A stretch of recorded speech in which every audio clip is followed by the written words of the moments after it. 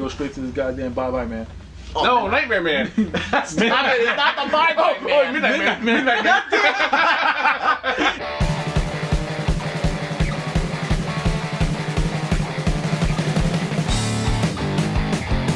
What's up, everybody? Today we're going to be reviewing a horror movie called The Nightmare Man. No, it's the Midnight Man. It's the Midnight Man. We can't get his name right. Oh my god, I had to think about it, still fucked it up. The Midnight Man, a horror movie that stars Robert Englund and Lynn Shay. So I would have called it Stars Robert Englund. Stars Lynn Shay. It's based on the creepypasta called The Midnight Game, which is a game you guys play at midnight, obviously. And it's you have to follow these certain rules or the Midnight Man gets you. Yeah, we're not going to spoil the rules. We'll be here all night because I still don't understand the rules of it. Oh, what'd you think of Midnight Man? It's not the Midnight Man. Yes, it is the Midnight Man. Oh my god, what's his name? I thought it was the Nightmare Man or the Bye-Bye Man. Oh. That's the problem with this movie. That's the problem, that he's dressed like the Bye-Bye Man. Eyes in the shadows like the Bye-Bye Man. He's very similar to the Bye-Bye The only Man. difference is he kills. It is a little bit more eventful than the Bye-Bye Man, I'll give him that. They had blood in this movie. It is actually a well-made movie. I was actually surprised. I thought it was going to be real hot garbage. It's IFC. They weren't playing around. No, I'm surprised. The main characters are kind of dull. Kind of don't make any sense.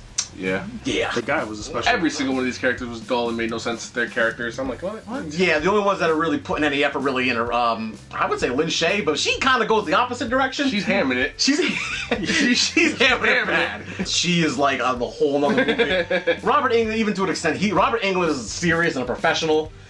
So, I mean, it's a little weird seeing them all collide. Yep. The whole movie takes place in the same house. It takes place in the span of basically like 3 hours. You have to survive from midnight to 3:30 a.m. There's certain rules, like you gotta light a candle, you gotta have the candle with you at all times. You gotta stay in the salt circle, but he can fuck with the salt circle. He likes to cheat. Yeah, they made that specific that he likes to bend They like his to tell own you. rules. They like to tell you he cheats. I don't know why he just doesn't kill you then at that point. At least he tells you he cheats. You might as well just come out and just start killing people. His design started getting cooler as the movie went on. Because, you know, they started to hide him a little bit in the beginning, but later on they started to see, like, he has, like, interchangeable masks that you think is his face, but he could change them out. To show emotions. Yeah. One was a sad face, one was a smile. His design was good. They didn't hide it. I think they knew they had something. Yeah. Like the Bye-Bye Man, you know, they hid that motherfucker, and he just looked like a generic ghost man, so they're just like, just put him in the shadows, fuck it. This guy there, he was there, prominent, Yep. right in your face, talking to you. He had a personality, which is another one up on that. Yeah, he did have personality. There's like 12 rules to it. Tell you don't go to sleep, don't taunt him. He's got a lot of rules. Have a candle. Don't stand in one spot. Yeah, you gotta keep moving because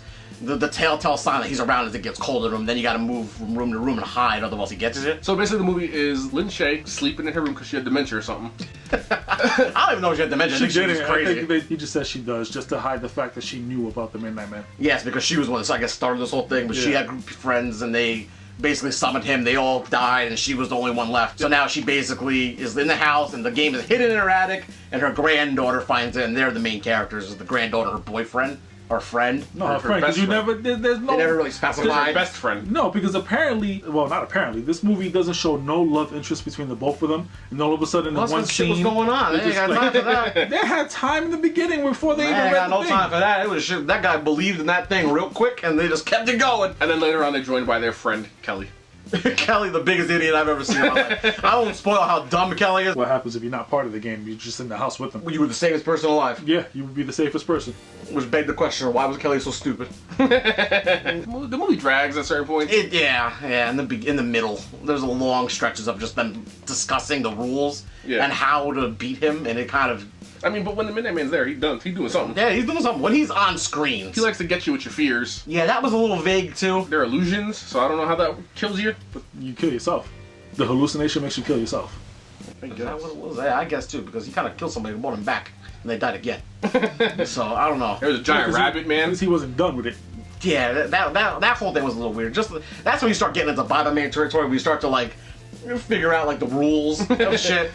Like, it's just like, well, why does that happen? Why does he do that? Why does he need to know your fears? Can't he just get you? Because a lot of people, it just seem like he just got them. All this house, this one setting. It's a big house. It's like a mansion. Big ass house. But I think we only see like 4 rooms. Like you were saying, you know, it's well filmed. It's surprisingly. It's coherently filmed. Surprisingly. It's not like a direct-to-DVD budget. You know, I really thought it was like one of those shoestring. When you see, especially the cover, you see it and you're like, oh no.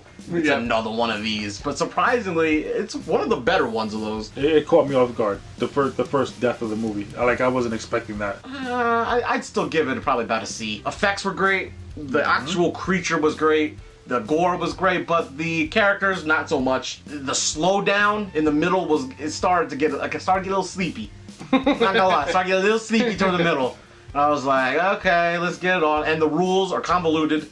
You probably could have got rid of about 4 of them, and it wouldn't. I don't think it would have made any difference in the movie. I would give it a C also. Film-wise, it's a well-made film. I just don't... The characters are bad, with the exception of Lin Shaye and Robert Englund, the only two that tried. The characters are bad. They make dumb choices. You're very dumb. And it's not even just the friend Kelly. They made initial dumb choices.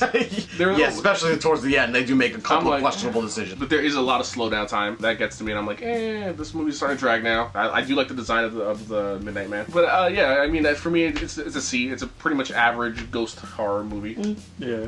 I'd give it the same. I didn't really like the main 2 characters because they were just like blah. I like the way his look. I like his look. I like the fact that his interchangeable faces, the masks, show different emotion.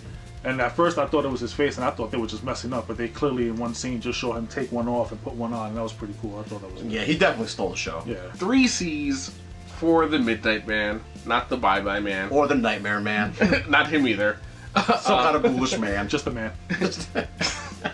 It's worth checking out if you have nothing else to watch. I guess I'd recommend to watch it. If you have Yeah, nothing I else. would definitely recommend it. If you're into like that Blumhouse style of ghostish, demonish people and people stuck in a house. Yeah. Typical spook house type shit.